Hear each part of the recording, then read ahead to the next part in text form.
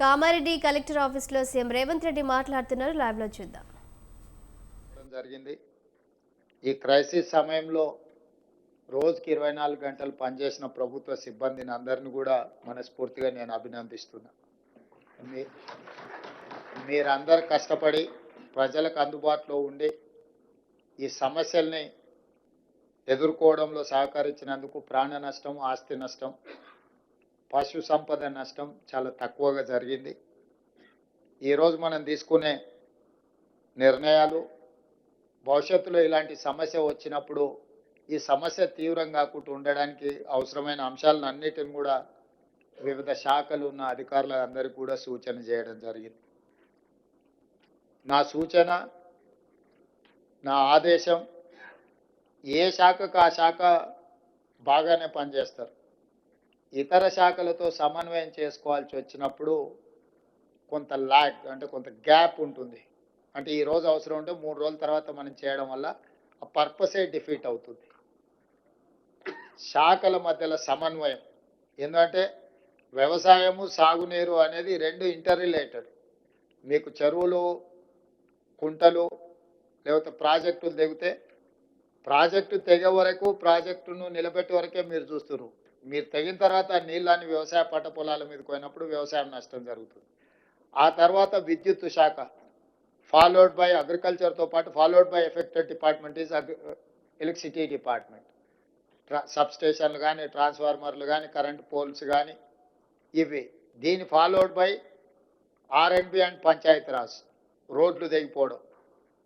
వాటికి తెలియదు ఆర్ఎండ్బి రోడ్ ఏది, పంచాయతీరాజ్ రోడ్ ఏది, ఇట్లా వాటర్కి అదేం తెలియదు. రోడ్డు అంటే రోడ్డు అడ్డం వచ్చింది, తెగుతున్నది. మనకు తెలిసి ఈ డిపార్ట్మెంట్ వేరు, ఆ డిపార్ట్మెంట్ వేరు అని. అదేవిధంగా మున్సిపల్ పట్టణ ప్రాంతాలలో ఉండే వీటి సమస్యలు. సో ఈ రకంగా రకరకాల డిపార్ట్మెంట్స్, తాగునీరు, ఇవన్నీ కూడా ఒక్కొక్క డిపార్ట్మెంట్ మనం పరిపాలనా సౌలభ్యం కోసం రకరకాల శాఖలను ఏర్పాటు చేసుకున్నాం. వీళ్ళందరినీ సమన్వయం చేయడానికి కలెక్టర్ వ్యవస్థ తెచ్చుకున్నాం. వీళ్ళందరూ ఎక్కడైనా తప్పులు చేస్తే వాళ్ళని సరైన దారిలో పెట్టుకోవడానికి పోలీస్ శాఖను తెచ్చుకున్నాం. కానీ మీరు ఎవరికి వాళ్ళు మా పాటికి మేము ఉంటామని అంటే క్రైసిస్కి తెలీదు. ఏ శాఖ ఆ శాఖ సపరేట్గా ఉంటుంది, వాళ్ళు సపరేట్గా ఉండొచ్చు అనేది. వీళ్ళందరూ కలిస్తేనే క్రైసిస్ మేనేజ్మెంట్.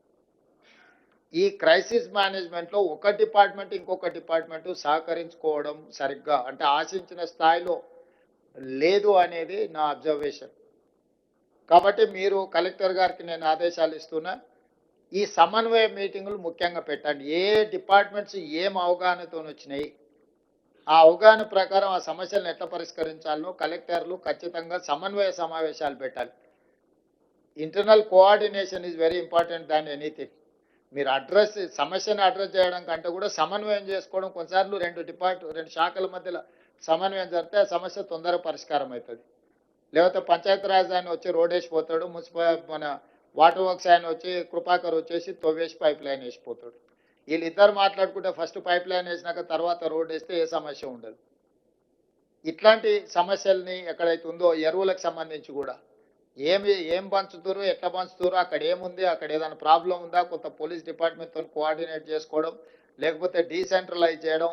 ఇప్పుడు 30-40 వేల జనాభా ఉండే మండలానికి 2 షాపులు పెట్టిండ్రు అనుకోండి, దాదాపుగా 10,000 మంది రైతులు ఒకటే రోజు వచ్చి కూర్చుంటే ప్రాబ్లం అవుద్ది. వాళ్ళకి ముందే టోకెన్లు ఇచ్చి నీది 6 తారీఖు, నువ్వు 7 తారీఖు, నువ్వు 8 తారీఖు స్టాక్ వస్తే దీని ప్రకారం తీసుకోండి అని అగ్రికల్చర్ ఏఈలు క్షేత్రస్థాయికి వెళ్ళి గ్రామాలను పిలిచి, ఇప్పుడు రైతు వేదికలు ఉన్నాయి.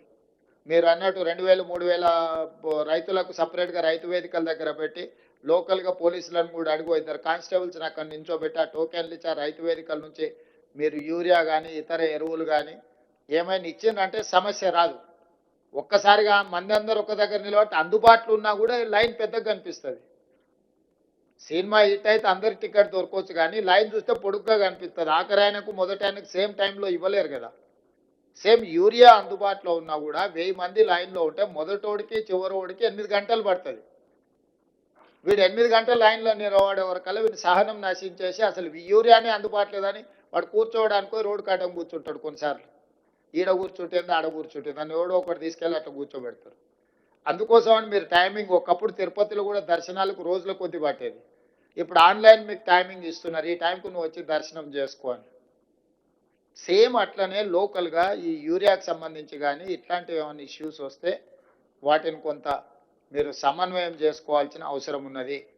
అదేవిధంగా ఇప్పుడు ఈ వరదలు దీనికి సంబంధించిన దాంట్లో సాగునీరు, విద్యుత్ శాఖ, వ్యవసాయ శాఖ, ఆర్ఎండ్బి, Panchayati Raj, rural water supply scheme, housing, municipal, NREGS and health అన్ని డిపార్ట్మెంట్స్కి దాదాపుగా అందరికి సమయం ఇచ్చినాం. వీలైనంత మేరకు మీ సమస్యలు